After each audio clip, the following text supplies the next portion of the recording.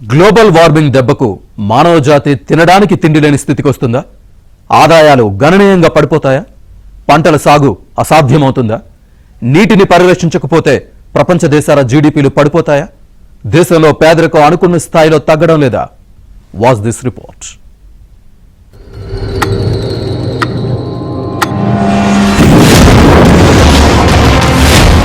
Global warming ప్రభావం పేదలపై చాలా తీవ్రంగా ఉంటుందని ప్రపంచ ఆహార సంస్థ తెలిపింది. ప్రపంచవ్యాప్తంగా పేదలు 5% ఆదాయం కోల్పోవాల్సి వస్తుందని హెచ్చరించింది. భారతదేశంలో వ్యవసాయ రంగంపై దీని ప్రభావం చాలా తీవ్రంగా ఉండనుందని తెలిపింది. వ్యవసాయ రంగంలో ఉపాధి అవకాశాలు తగ్గిపోవడంతో పాటు కరువు కాటకాలు తీవ్రమవుతాయని ప్రపంచ ఆహార సంస్థ వివరించింది. సామాజిక ఆహార భద్రత పథకాలను భారత్ లాంటి దేశాలు కొనసాగించాలని సూచించింది. కార్బన్, మీథేన్ ఉద్గారాలకు అడ్డుకట్ట వేయకపోతే మానవాళి భవిష్యత్తే ప్రమాదంలో పడుతుంది. జనాభా, పశువుల పెరుగుదల వల్ల గ్రీన్ హౌస్ వాయువులు అత్యధికంగా విడుదలవుతున్నాయి.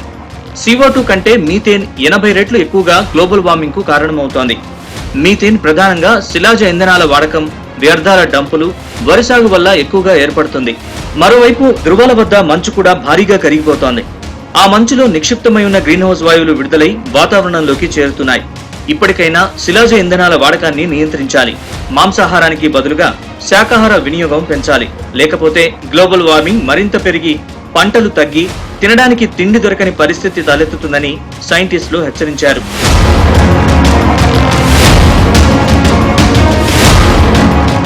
మరోవైపు జల సంక్షోభం పలు దేశాల ఆర్థిక వ్యవస్థల్లో కల్లోలం సృష్టించనుంది. ఆహార ఉత్పత్తిపై తీవ్ర ప్రభావం చూపనుంది.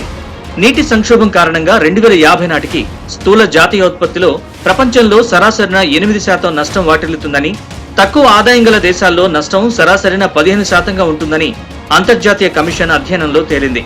భారీ ఆర్థిక వ్యవస్థలను కలిగిన దేశాలపైన ఈ ప్రభావం గణనీయంగానే ఉంటుందని, 50% పైగా ఆహారోత్పత్తి ప్రమాదంలో పడనుందని తేల్చింది.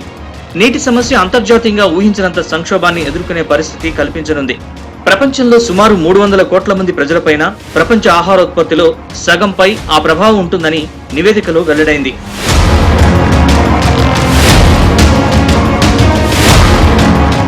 భూగర్భ జలమట్టం పడిపోవడం, నీటి వనరుల విస్తీర్ణం తగ్గిపోయిన కారణంగా అనేక నగరాలు కుచించుకుపోతున్నాయని కమిషన్ విశ్లేషించింది.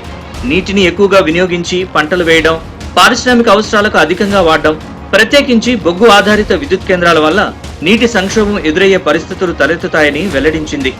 నీటి సంరక్షణలో భాగంగా వ్యవసాయంలో సూక్ష్మ సేద్యం, బిందు సేద్యం అమలు చేయాలి. ప్రకృతిని పరిరక్షించాలి. 2030 నాటికి దెబ్బతిన్న అడవుల్లో 30% పునరుద్ధరించాలి.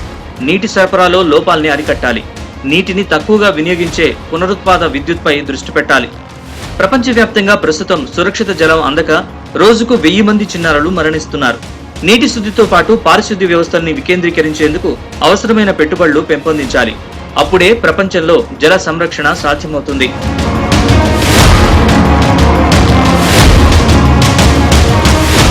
అటు మన దేశాన్ని పేదరికం వెంటాడుతూనే ఉందని ప్రపంచ బ్యాంక్ నివేదిక వెల్లడించింది.